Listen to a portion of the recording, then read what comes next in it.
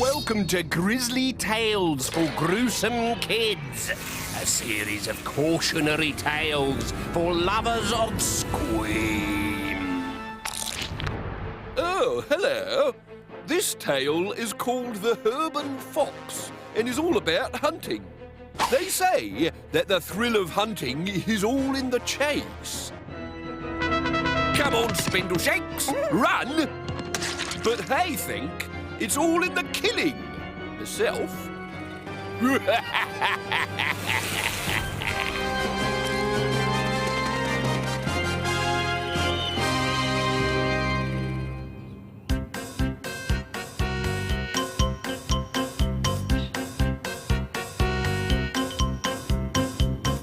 Once upon a time, in a busy inner city, there lived a fox called Elvis. Elvis had been born and bred in the city and had never seen the countryside. He'd never killed a lamb or eaten a fresh chicken in his life. He lived off takeaways in a semi-detached den underneath a garden shed that belonged to Mr. and Mrs. Smith and their daughter, Parker. Parker and Elvis were firm friends who loved to sit and watch the sun go down through a purple haze of exhaust fumes.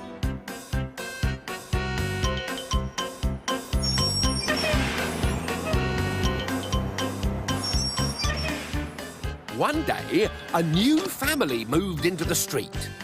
Lord Percy Blunderbuss, his wife Lady Davinia, and their two right honourable children, Pierce and Tamara, had moved up from the country. Elvis and Parker had never seen so much furniture in all their lives. "What do you think they want those for?"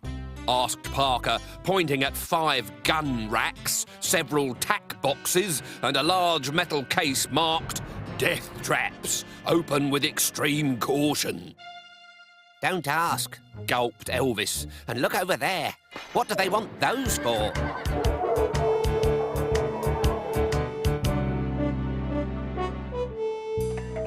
The following morning, all was revealed when Mr. and Mrs. Smith received a visit from Pierce and Tamara.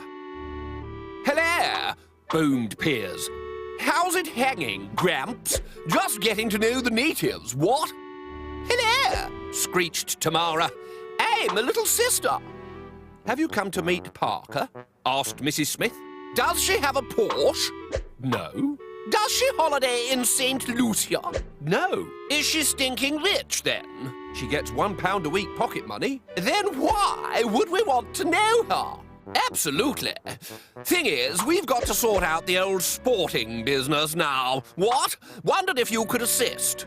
"We're not really sporty people," said Mr. Smith. "Unless you count bingo."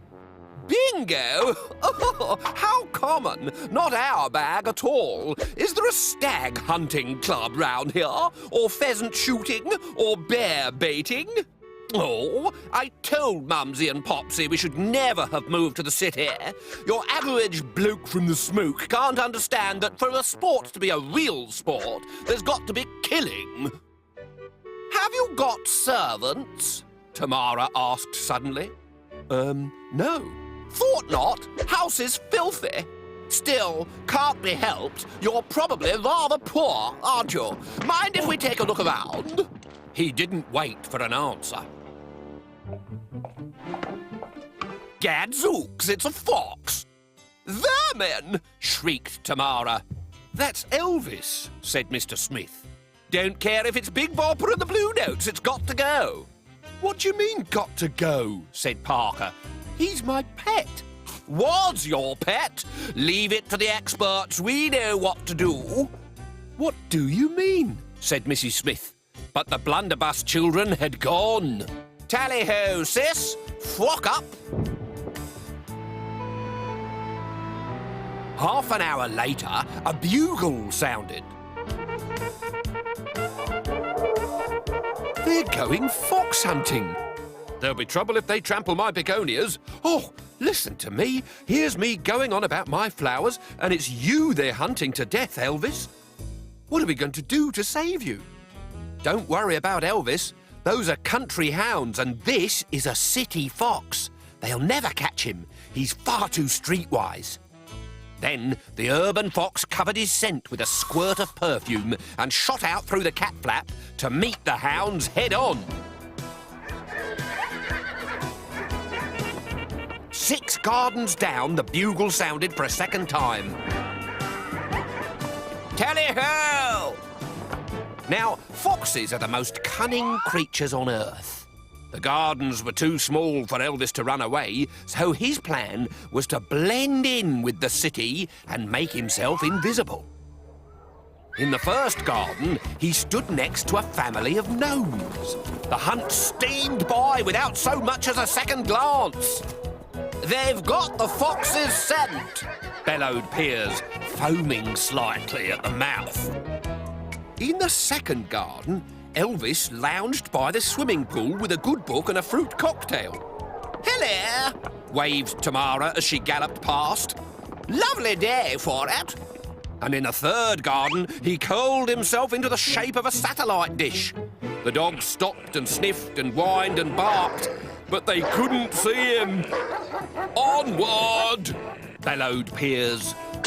By now, the hunt had left a trail of destruction in its wake. Knocked down fences, flattened flower beds, twisted climbing frames.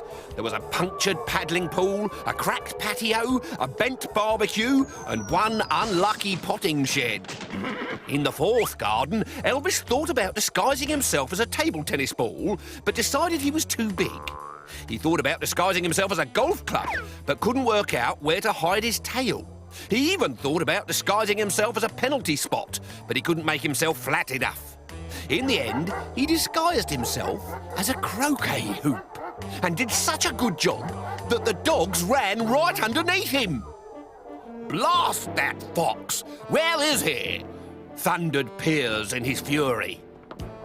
In the fifth garden, the urban fox pretended to be an urban burglar, and the hunt sailed by as if an urban burglar was the most normal sight in the world.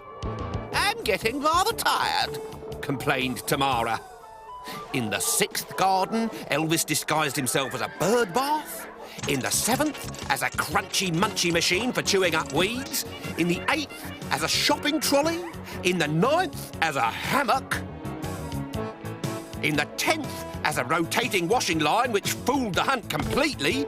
And in the 11th... well, there was no 11th, because in the 11th garden, the police were waiting to arrest Tamara and Piers for criminal damage.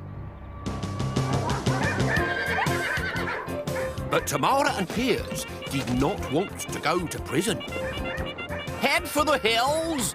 shouted Piers, and they rode off into the distance like Butch Cassidy and the Sundance Kid. Only difference was they never found the hills, because in that city there were none.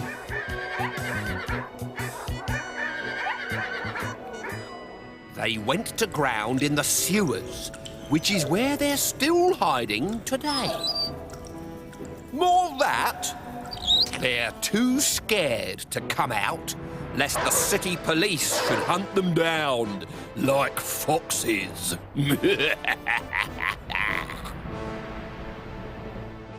That wretched urban fox has given Spindleshanks ideas. He's cleverly disguised himself as a brick wall, so that me and my horsewhip will never be able to find him again. "Well, I can't see him, can you?" "Oh, look! Who's built this brick wall on my table? I guess I'd better knock it down."